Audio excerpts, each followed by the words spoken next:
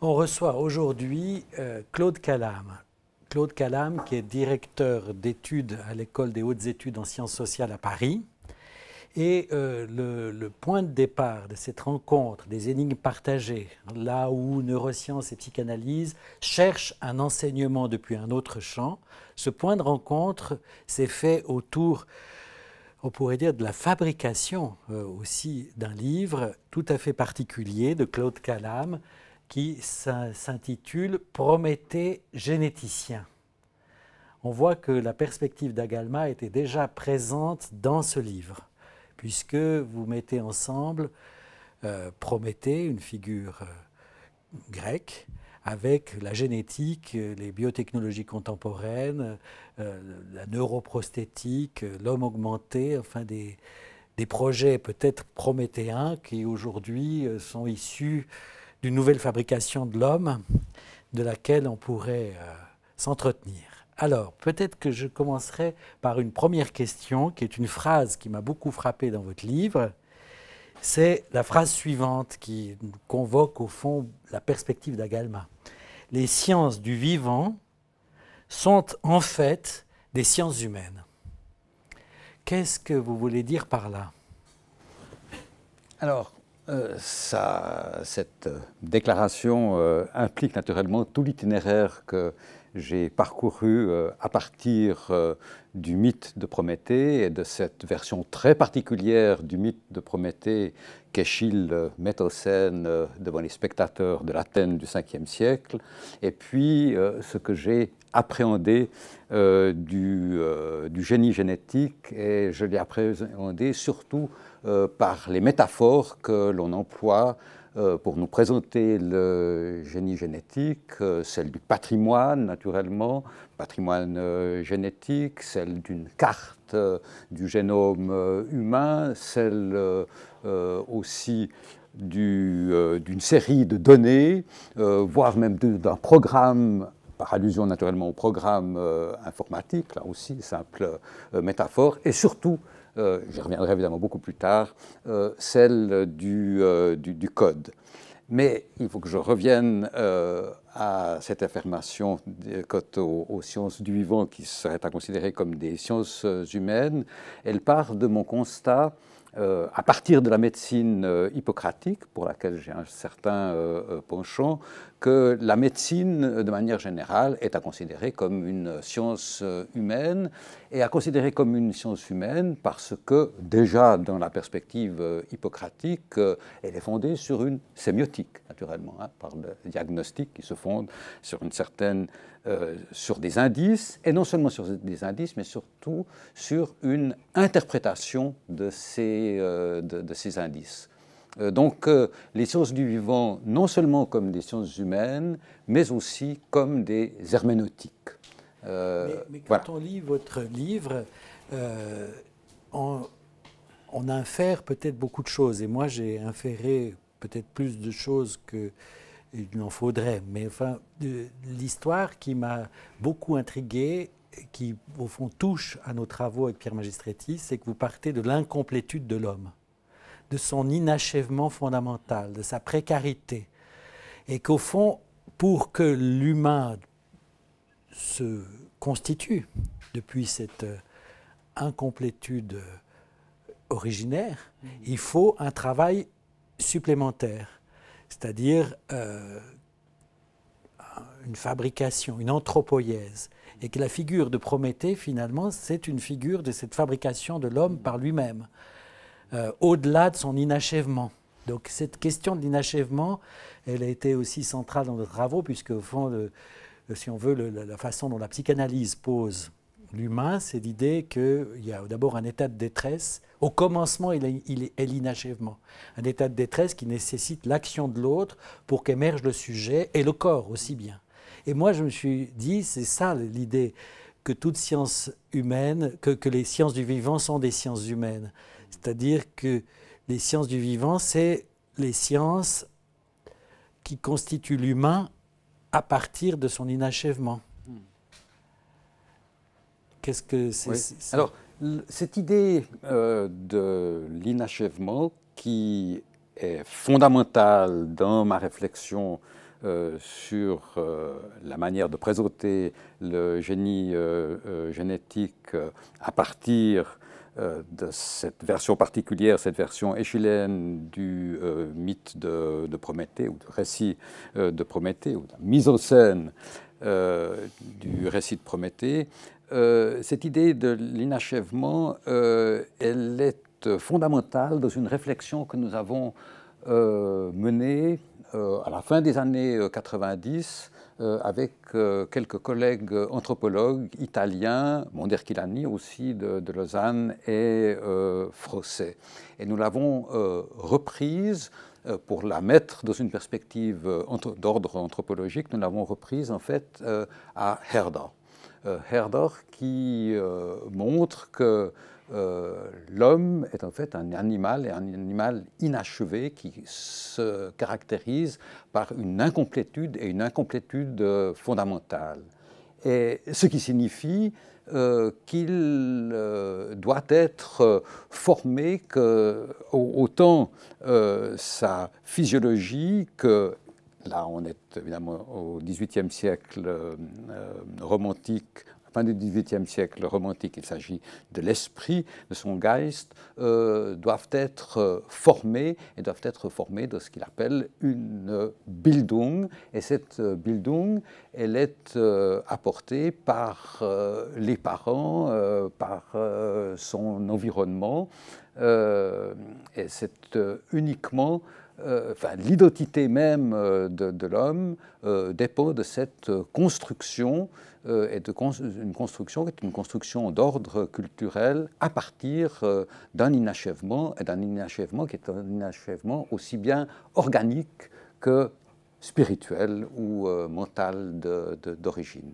Et alors, ce qui est absolument frappant, c'est qu'on trouve dans les paroles que Prométhée prononce sur la scène attique exactement la même idée, non pas du point de vue de l'ontégenèse, mais du point de vue de la phylogénèse. Si je peux employer ces termes modernes sans faire un anachronisme trop fort. C'est-à-dire qu'au début de sa grande récit, où il essaie de se justifier et de dire, d'expliquer les raisons pour lesquelles il a donné aux hommes toute une série de technites, une série d'arts techniques, d'arts pratiques qui sont en mesure de les civiliser, il explique qu'au début, les hommes vivaient comme des fourmis dans des cavernes qu'ils voyaient sans voir et qu'ils écoutaient sans entendre. Donc ils avaient toute une série de capacités, des capacités sensorielles, des capacités aussi d'ordre intellectuel, mais qu'ils étaient incapables d'exploiter. Ils n'avaient pas de conscience. Comment ? Ils n'avaient pas de conscience. Pas de conscience dans cette mesure non plus, d'où l'intervention des différentes techniques, on le verra sans doute tout à l'heure, fondées sur des sémiotiques dont il fait don aux hommes à la barbe de Zeus, raison pour laquelle il est enchaîné. Et c'est très important de le signaler de ce point de vue-là. Il est enchaîné au début de la tragédie, c'est explicitement indiqué, dans une région des confins, hein, donc aux limites même du monde habité, c'est-à-dire aux limites même du monde civilisé. Donc lui, le héros civilisateur, le héros qui va créer en quelque sorte l'humanité civilisée, il se trouve, par la volonté même de Zeus, dans une région absolument déserte aux confins septentrionaux de la Terre. Mais peut-être pour reprendre, enfin continuer dans cette idée d'inachèvement et reprendre un terme que vous avez mentionné, qui revient souvent dans le livre, cette idée de programme, en fait, vraiment se croise avec des aspects que nous discutons, notamment dans nos deuxièmes livres, Les énigmes du plaisir, et qui est l'idée, en fait, d'une part, de ce qu'est un programme de développement basé sur l'information, le code génétique, sur le génome, c'est-à-dire qu'il y a bien sûr une mise en place, notamment du système nerveux, qui se fait sur la base d'un programme de développement, mais que ce programme de développement aboutit à de l'inachèvement, à de la potentialité, qui est ensuite qui implique ensuite un devenir. Nous avons mis en contrasté plutôt développement et devenir, c'est-à-dire ce devenir qui fait de l'homme ce qu'il devient au travers, bon, alors là on a introduit cette idée de plasticité du système nerveux, c'est-à-dire que comment l'expérience, justement, ce monde, cette culture, les parents, enfin, ce que vous repreniez par rapport à vos réflexions avec vos collègues lausannois, italiens et français, de l'importance de l'autre, de la culture, dans le devenir du sujet. Et donc là, on n'est plus dans un programme, on échappe, en tout cas, dans certaines limites, à un programme génétique, et l'homme devient de plus en plus, quelque part, maître de son devenir, en même temps que son devenir le détermine. Donc c'est quelque chose qui devient, qui est en mouvement en permanence. Et une autre notion peut-être qu'on aime bien reprendre, c'est que justement pour contraster l'humain et cet inachèvement et cette importance du devenir par rapport au développement déterminé génétiquement, l'animal sauvage en particulier, parce que l'animal domestiqué est devenu un peu trop humain, mais l'animal sauvage a en fait ce programme de développement déterminé génétiquement, va laisser assez peu de marge pour ce devenir on a souvent pris l'exemple des comportements de cours, sexuel d'animaux, c'est assez stéréotypé. De chaque élément de l'espèce fait plus ou moins les mêmes rituels. Et puis, chez l'humain, non, chacun a son style, heureusement. Et voilà, c'est juste une manière d'illustrer combien il faut quand même voir avec une certaine esprit critique, ou en tout cas de voir pointer les limites de cette notion de développement et de programme par rapport à quelque chose qui est de l'ordre du devenir basé sur l'expérience.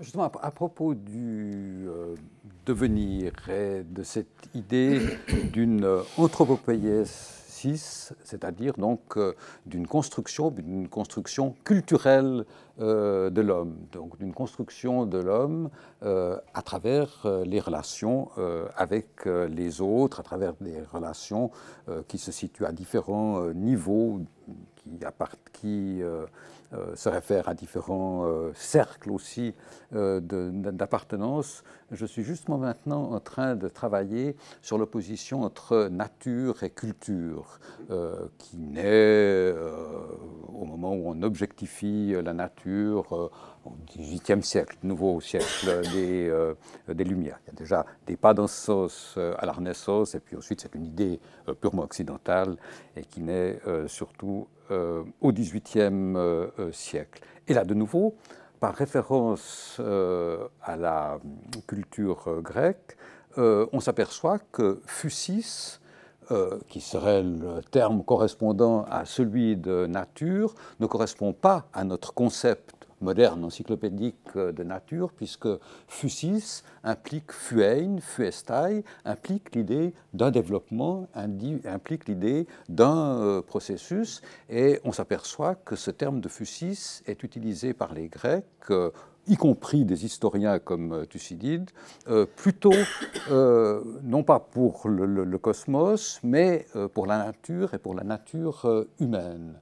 Donc, dans cette mesure, pour les Grecs, il n'y a en fait pas de véritable opposition, disons, entre l'inné et l'acquis. La physis vous fournit une série de capacités, mais de capacités qu'il appartient ensuite à l'homme lui-même, à l'homme inséré, évidemment, dans un contexte social et culturel de développer. Oui, c'est-à-dire qu'il y a des conditions pour une fabrication de l'homme par lui-même.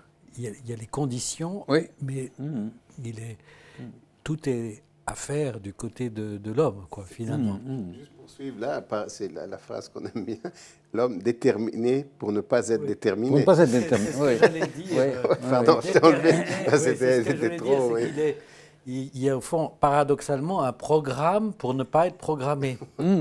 Donc, c'est ça l'inachèvement aussi. C'est-à-dire, il est déterminé pour ne pas l'être, comme on le dit, ou déterminé pour une détermination d'un défaut de détermination qui crée un écart qui ouvre à la fabrication du sujet différente chez chacun. C'est là qu'il y a un point de rencontre, dans ce défaut de détermination, qu'il y a un point de rencontre entre les sciences du vivant, la psychanalyse, et dans votre travail, point de vue d'anthropologie helléniste, comme vous diriez ça. Oui, mais là, je me demande si j'aimerais pas peut-être renverser les termes du problème, en pensant par exemple à ce qu'est notre appareil phonatoire, à ce qu'est l'appareil phonatoire d'un enfant qui offre toute une série de possibilités de prononcer les sons les plus divers et qui, peu à peu, avec l'exercice, est contraint dans certaines directions, ce qui fait que les enfants en bas âge peuvent très bien apprendre une langue différente, qu'ils apprendront extrêmement rapidement par mimétisme, un mimétisme relativement complexe d'ailleurs, mais sans le moindre accent, alors que si vous apprenez une langue comme adulte, il est extrêmement difficile d'intégrer l'accent correspondant, l'intonation, accent, etc., correspondant à cette langue. Donc, on dispose en effet, et l'homme dispose, aussi du point de vue de ses capacités neuronales, d'un organisme aux capacités extrêmement ouvertes, mais on a l'impression que ce travail d'anthropopoiesis, de construction culturelle de l'homme, finalement limite ou contraint une série de ces possibilités de développement, ce qui constitue aussi finalement une idotité à plusieurs niveaux hiérarchiques, mais qui perd, je pense, de sa plasticité à mesure que l'expérience progresse. C'est une question importante. C'est-à-dire, bon, c'est vrai, on peut dire le défaut de programme, on peut le voir du côté liberté, et on peut voir aussi que la plasticité implique que des expériences se marquent et que ça crée une sorte d'aliénation à l'autre, à la culture, à la langue et tout. Hein. On peut le voir comme liberté ou comme aliénation. Nous, on l'a plutôt vu comme liberté dans la mesure où le paradigme biologique est très causaliste, linéaire, cause-effet, causalité naturelle du 19e, et qu'au fond, cette découverte dans les sciences de la plasticité ouvre à des paradoxes qui font qu'on l'a vu plus du côté liberté. Mais... Oui, non, puis en plus de ces aspects de causalité, de causalité linéaire, il y a aussi la question en fait du fait que cette plasticité, c'est vrai, elle est là au début. Enfin, il y a des aspects biologiques aussi. Enfin, je veux dire, il y a une plasticité qui est importante au début du développement et du devenir, mais après, elle s'estompe aussi. Et puis, en créant des sortes d'automatismes, à un moment donné, on limite le degré de liberté. Mais juste encore pour finir, cette question par rapport à la causalité linéaire, c'était en fait le point que je voulais faire, il y a la question de l'importance qu'a pris la génétique et le déterminisme génétique, enfin les espoirs qui ont été mis dans cette fameuse aventure du génome humain en disant voilà, on va comprendre énormément de choses parce que tout ça est codé, tout ça est programmé, et puis on voit qu'en fait l'humain en particulier, il y a tout ce qu'on appelle l'épigénétique, tout ce qui rend... D'ailleurs, le génome lui-même instable, on découvre maintenant qu'il y a des éléments du génome qui se promènent au cours de la vie adulte, donc on change même, on reprogramme quelque part même le programme génétique de départ. Enfin, si on met en rapport déterminisme et liberté, comme vous venez de le faire, enfin, c'est comme ça que se construit cette dialectique entre sciences du vivant et sciences humaines, si je comprends bien. Parce que le côté sciences humaines, ce serait le côté fabrication de l'homme par lui-même, Oui. qui est d'une nécessité impliquée par le biologique même. Exactement. Et oui, et dans cette mesure, je placerais plutôt la liberté du côté du biologique, sinon du côté du génétique et du neuronal d'ailleurs aussi, et la contrainte, c'est pas la contrainte, c'est la détermination du côté du côté du culturel. Ça, je trouve formidable, c'est-à-dire qu'il y aurait plus d'aliénation culturelle et de marquage déterminant que du côté biologique. Mais je parlerais plutôt en termes de marquage, mais pas du tout en termes d'aliénation, parce que ce marquage, il est nécessaire pour créer une identité, et une identité qui se forme en collaboration avec les autres, qui se forme aussi en interaction avec un certain environnement, et qui est un environnement social naturellement, mais qui est aussi un environnement matériel. Hein, et avec les problèmes qu'on se pose sur le changement climatique et les raisons du changement climatique, on s'aperçoit enfin que l'action de l'homme a une influence énorme sur l'environnement, dont il tire par ailleurs toute une série de ressources qui lui sont absolument nécessaires. Là, l'interaction est extrêmement forte. Je croyais que tu avais une question, mais parce que bon. Mais ce que je voulais encore, ce que je voulais encore ajouter du point de vue de l'anthropologie, parce que j'étais parti de Herdor, c'est que autant d'ailleurs surtout du point de vue de la phylogénèse, on a tendance maintenant dans le domaine de l'anthropologie à penser que la culture précède en quelque sorte la nature, et que la culture est absolument nécessaire pour le développement du cerveau humain tel qu'il existe. Plutôt que de parler de précédence, moi je parlerais plutôt d'interaction, mais d'une interaction qui est absolument nécessaire. En termes de nécessité. Et par rapport justement à ce que vous releviez, c'est que finalement la contrainte viendrait plus de l'environnement, de la culture que de la biologie. Il y a quand même, c'est vrai, une constatation qu'on peut faire, c'est que dans les cas de jumeaux univitellins, c'est-à-dire c'est des clones, exactement le même bagage génétique, on peut aboutir à des personnalités, des vies complètement différentes, alors que l'on connaît la force d'une idéologie imposée à des populations. Enfin, on a vu assez de catastrophes au cours de l'histoire de l'humanité, où là, il y a une sorte de clonage culturel, donc où il y a eu vraiment, où finalement la culture a eu plus d'effets déterminants qu'un clonage, entre guillemets, biologique qui permet une évolution différente. Mais enfin, on s'est rencontrés pendant l'écriture de votre livre. C'est vous qui nous avez convoqués pour parler du déterminisme et de la détermination d'une indétermination. Je me souviens qu'on avait eu une discussion sur... Parce que comment vous avez... Parce qu'au fond, c'est rare d'être convoqué, même comme psychanalyste ou comme biologiste neuroscientifique, par un helléniste pour répondre à des questions extrêmement précises d'un helléniste qui travaille sur Prométhée. Est-ce que vous pouvez me dire qu'est-ce qui vous a passé par la tête pour faire une telle...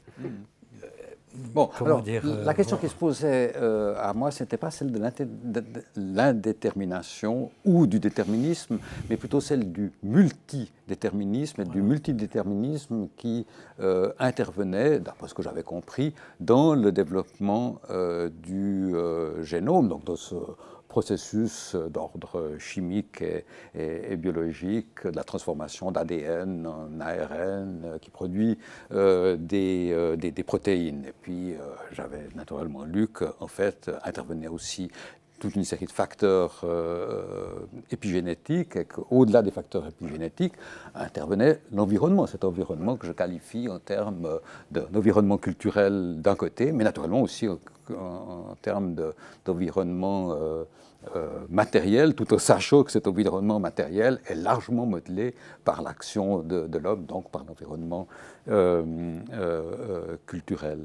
Et alors il y avait deux choses qui m'intéressaient dans le dialogue avec l'un et avec l'autre. D'une part, c'était l'idée de la trace et de la trace synaptique, et d'une trace synaptique qui est fondée, si j'ai bien compris, sur nos perceptions, mais pas uniquement sur nos perceptions accompagné d'émotions, dans la mesure où, si j'ai bien compris, oui. Donc c'était en fait l'aspect somatique de la trace synaptique.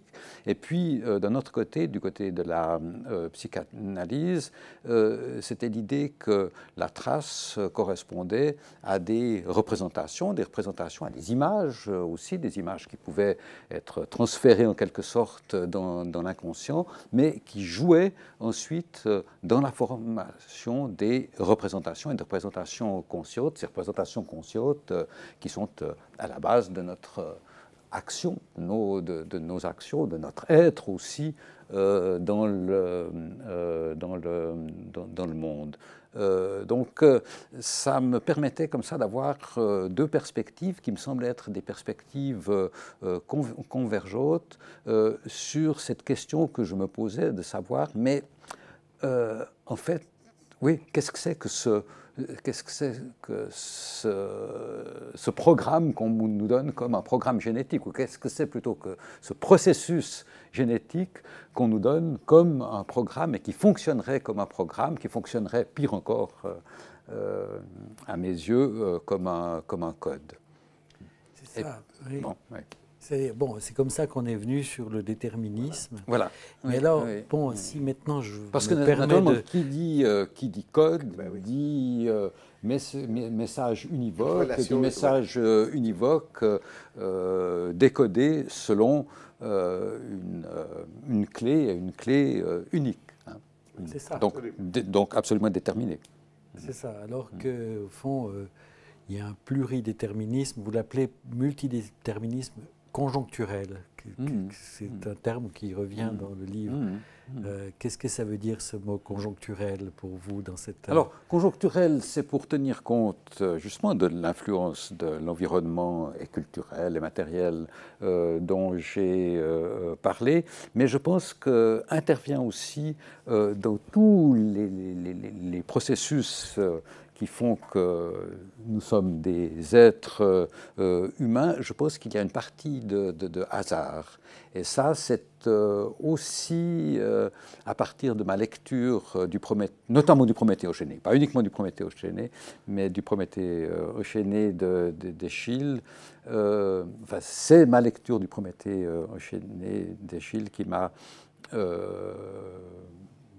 qui a inspiré cette idée de l'intervention du hasard. Alors, le hasard, pour vous, c'est quoi? C'est-à-dire, en hellèniste, qu'est-ce que c'est le hasard?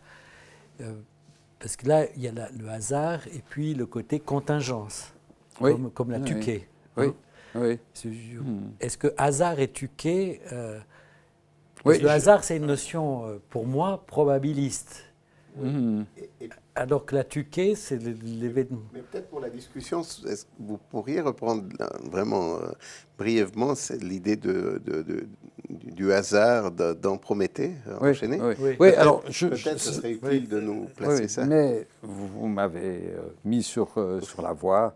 Il faut que je précise en effet, c'est le hasard naturellement dans le sens de la tuquée, n'est-ce pas, avec cette conception qui est mise en scène aussi dans le Prométhée d'Eschyle de la mortalité ou de la condition humaine, plutôt de la condition humaine qui est soumise à une série d'aléas et une condition humaine qui peut tout d'un coup subir un renversement total qui n'est pas prévisible et qui ne s'inscrit pas dans une chaîne causale qui peut être aussi une chaîne de causalité morale ou d'action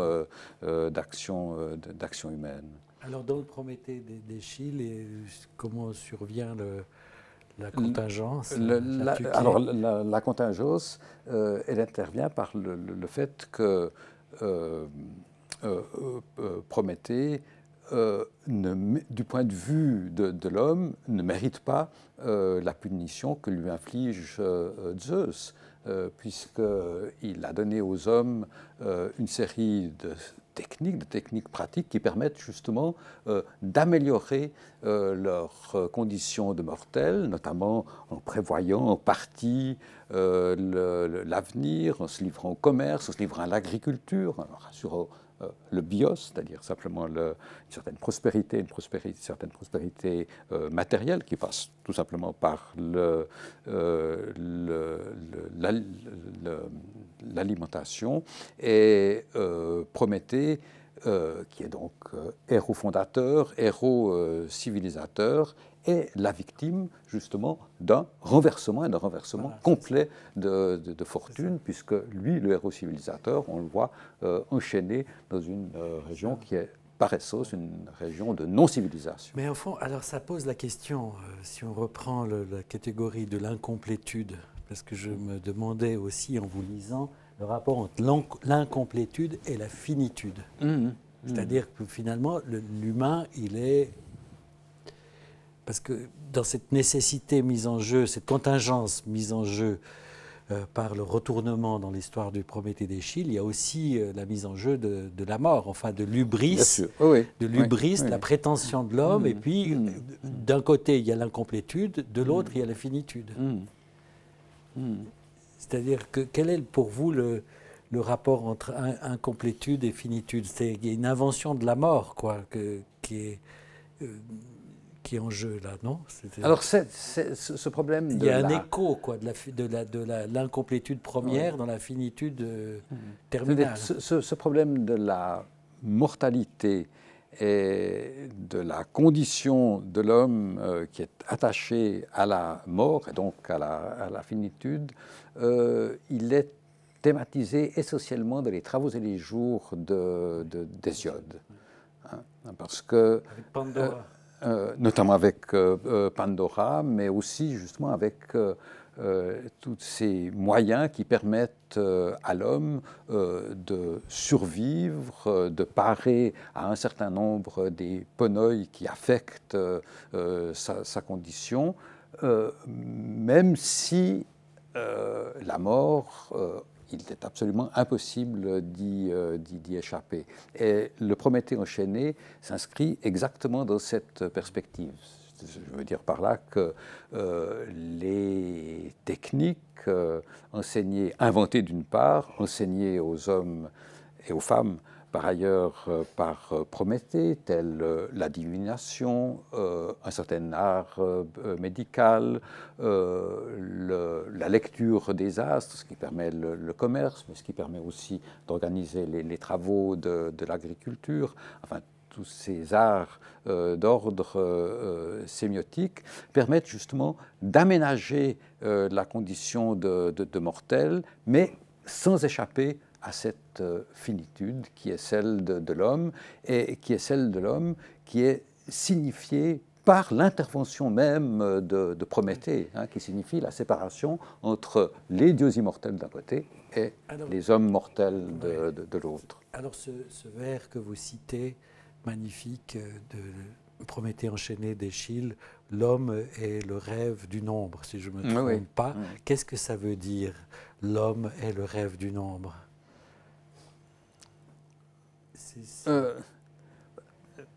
Oui, alors ça c'est une comment dire, c'est une métaphore pour exprimer simplement le caractère éphémère de l'homme et de la vie de mortel. Hein. Et ça, c'est un thème qui appartient à la sagesse delphique et qui est développé chez différents poètes, notamment chez Pindare, hein, qui rappelle toujours aux vainqueurs aux Jeux olympiques ou à ceux qui bénéficient d'un bonheur particulier, comme je sais pas quoi, Hieron d'Agrigente par exemple, les grands tyrans de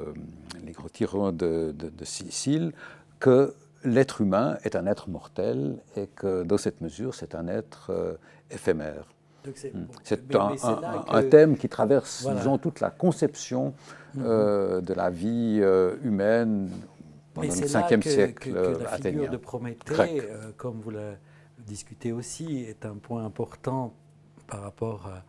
Enfin, parce qu'il y a un saut pas vraiment immense à faire entre Prométhée et Frankenstein. Enfin, oui. Je veux dire, la neuroprosthétique, l'homme augmenté, toutes ces stratégies de neuroenhancement enfin, ont à voir avec aussi un point de rencontre particulier avec ce cyborg, avec ce mythe. Enfin, oui, mais par ailleurs, en particulier cette mise en scène du récit de Prométhée pose le problème aussi de l'hubris, c'est-à-dire du dépassement par l'homme des limites qui sont assignées à sa condition. Hein. Et c'est parce que lui-même a dépassé les limites qui lui sont assignées par la volonté de Zeus. Et il a donc commis un acte d'hubris en transmettant ces différentes technailles aux hommes, qu'il est puni et qu'il se trouve enchaîné dans une froide raison de traces.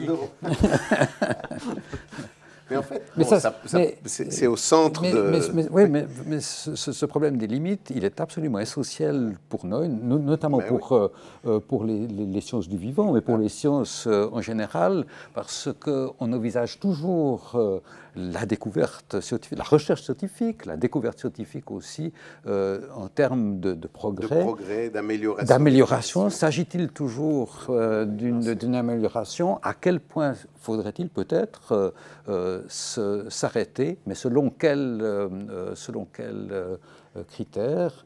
Il y a peut-être aussi des limites qui sont imposées à la connaissance de l'homme, à la connaissance de lui-même peut-être, mais surtout à la connaissance de son environnement.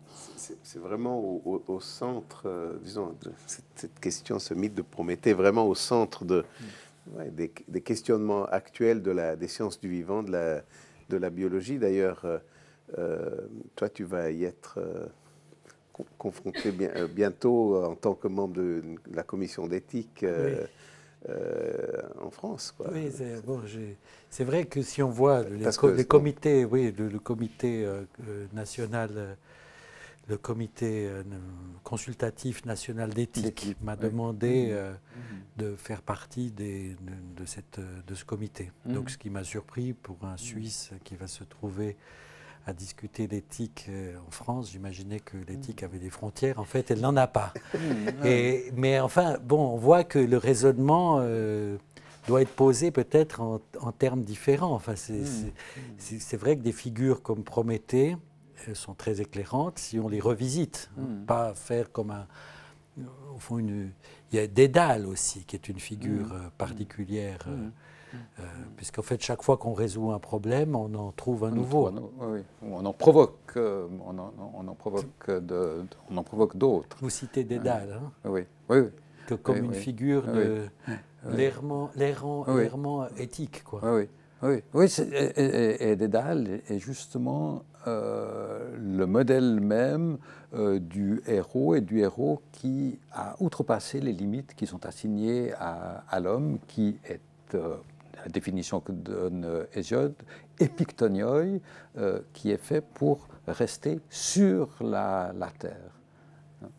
Et il ne doit pas prétendre atteindre le ciel, qui est le règne de Zeus et des autres dieux de l'Olympe.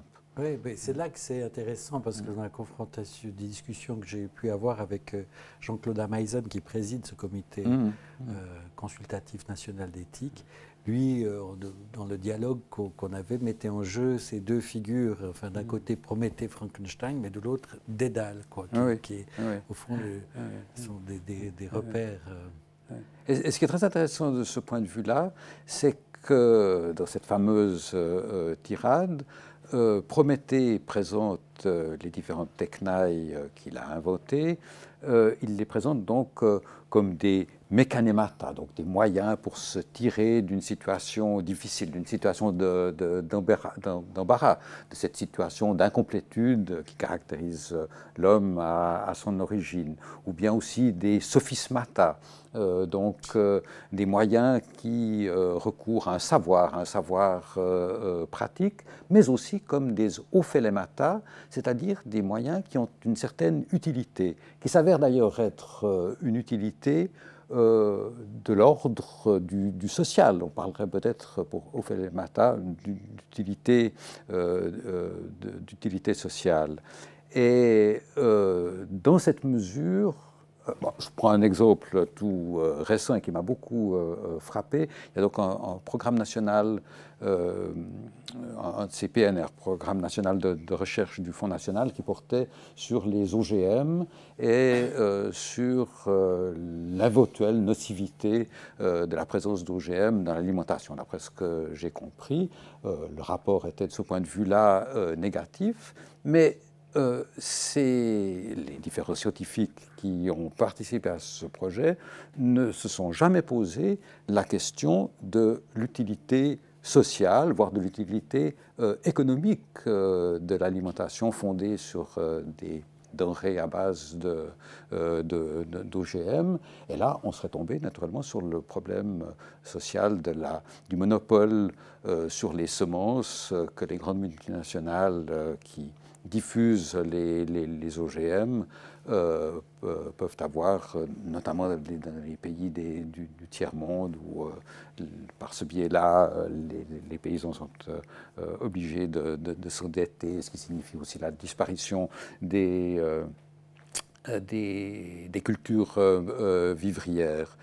Donc il y a toute une série d'implications de ce qui semble être purement technique ou relevé uniquement du domaine scientifique, des implications d'ordre social, d'ordre économique, d'ordre culturel aussi. C'est ce qu'indique Prométhée. Et c'est là, me semble-t-il, que se pose la question des limites à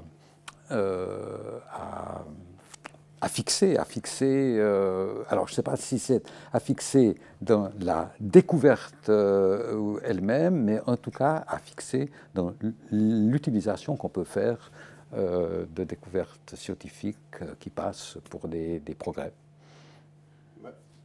J'aimerais te poser une question. Enfin, je me lance vraiment dans quelque chose, peut-être on a toujours peur des rapprochements et des raccourcis un peu rapides, mais donc comme neurobiologiste, cette question de ce désir de l'homme d'introduire de nouvelles technologies, de faire des développements qui améliorent les conditions de vie, enfin voilà, cet homme prométhéen, il y a quelque chose, est-ce qu'on pourrait le dire, vraiment c'est une interrogation, la pulsion de vie, enfin quelque chose qui pousse l'homme dans un désir de quelque chose peut-être qui n'est pas nécessairement saisissable.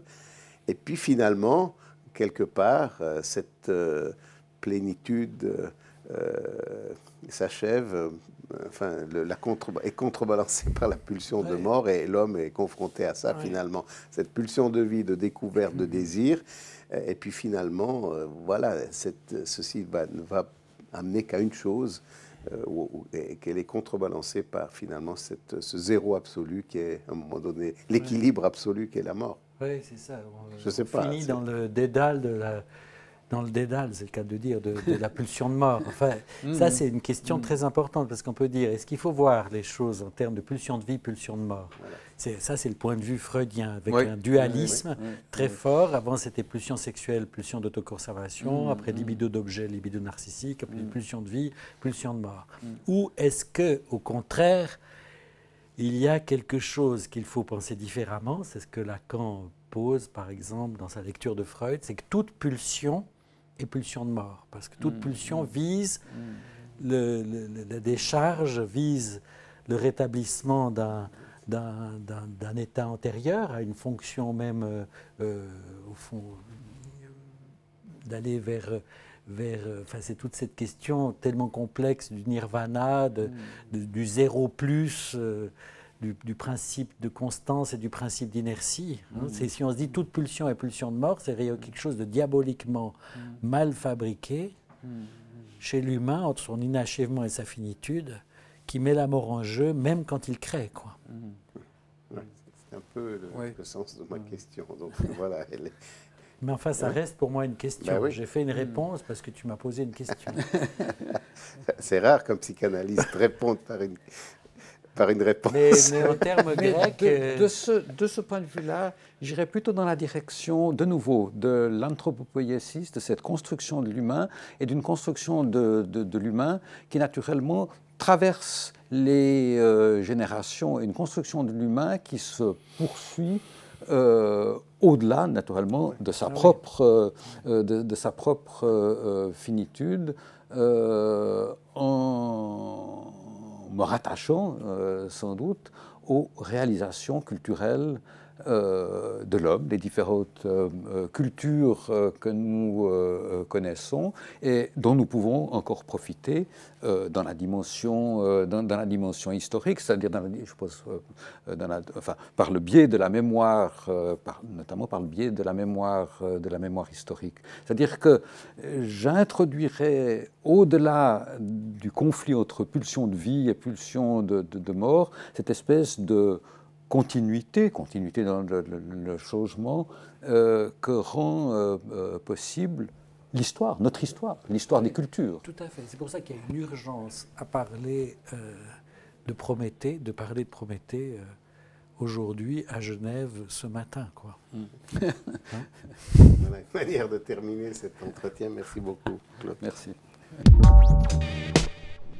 Ce qui est intéressant dans cette émission, c'est de voir la reprise d'un thème qui nous a quand même, qui nous préoccupe toujours, qui nous a beaucoup préoccupé, c'est celui du déterminisme et de comment le sujet, grâce entre autres à la plasticité neuronale, échappe à ce déterminisme génétique. On a pu reprendre ces notions de développement et devenir, ces notions qui permettent à l'individu d'émerger en tant qu'unique, qu'être unique. Ceci dit, ce qui est intéressant dans ce que Claude Calame a évoqué, c'est aussi l'idée qu'il y a une transcendance à travers les générations par l'histoire. C'est-à-dire que oui, bien sûr, chaque individu est unique, mais en même temps, il voit ses traces s'enchaîner au cours de l'histoire et de voir aussi une sorte d'évolution qui va au-delà de l'unicité de chaque individu, qui lui-même ensuite va être déterminé par ce qui avait été créé auparavant, et que donc finalement, c'est une nouvelle dimension. On est très bien sûr focalisé par notre angle neurosciences et psychanalyse sur l'individu, l'unicité de chaque individu. Puis là, Claude Calame nous a introduit une dimension historique, transgénérationnelle. Peut-être, il l'a même évoqué à un moment donné en donnant ces termes, mettant ces termes dans la bouche de Prométhée, ontogénie par rapport à phylogénie, donc individu par rapport à une évolution d'un groupe, disons, à travers l'histoire. Ce qui me frappe beaucoup, c'est qu'on a retrouvé nos questions sur l'inachèvement, l'incomplétude, sur le fait d'être déterminé pour ne pas l'être, dans un tout autre champ que le nôtre. Il est vrai qu'on s'était rencontrés et que l'écriture de ce livre, pour lui, était aussi liée à nos travaux, et il a fait la mise ensemble de Prométhée avec la génétique. et les neurosciences et la plasticité, mais je pense que la leçon dépasse même cette contingence. C'est-à-dire qu'on retrouve des questions très actuelles dans les neurosciences, dans la science, dans la psychanalyse, dans la psychiatrie, dans la société, les vertiges des comités d'éthique, les perplexités des questions éthiques autour de la génétique, de la prédiction, on les trouve formulées, pensées, peut-être mieux qu'on le fait aujourd'hui, au IVe siècle avant Jésus-Christ, dans la culture grecque, qui a su poser l'architecture d'un raisonnement pour traiter ces choses impossibles à penser. Et ça, je trouve que c'est une grande leçon pour nous, quoi. C'est-à-dire qu'on s'est dit, ben voilà, on est dans des questions de pointe autour des développements de la génétique, du déchiffrage du génome humain, des laboratoires les plus avancés, des publications qui ne sont repérées que dans celles dont ont lieu les 2 dernières années, parce qu'autrement, ça n'a pas de valeur dans des grandes revues. Et on retrouve la structure de ces questions dans un monde grec que j'ai de la peine même à m'imaginer. Enfin, cette Grèce du IVe siècle avant Jésus-Christ, qui était quand même... il n'y avait pas beaucoup de monde, c'était des collines, des gens qui pensaient, quoi. C'est une leçon sur la force de la pensée et la nécessité de penser. Et qu'aujourd'hui, peut-être, quand on a ces grands égarements éthiques, ces grandes questions politiques autour des procréations médicalement assistées, de la prédiction, des décisions de santé publique, on devrait retourner à cette pensée qui, en fait, est déjà là et est à notre disposition.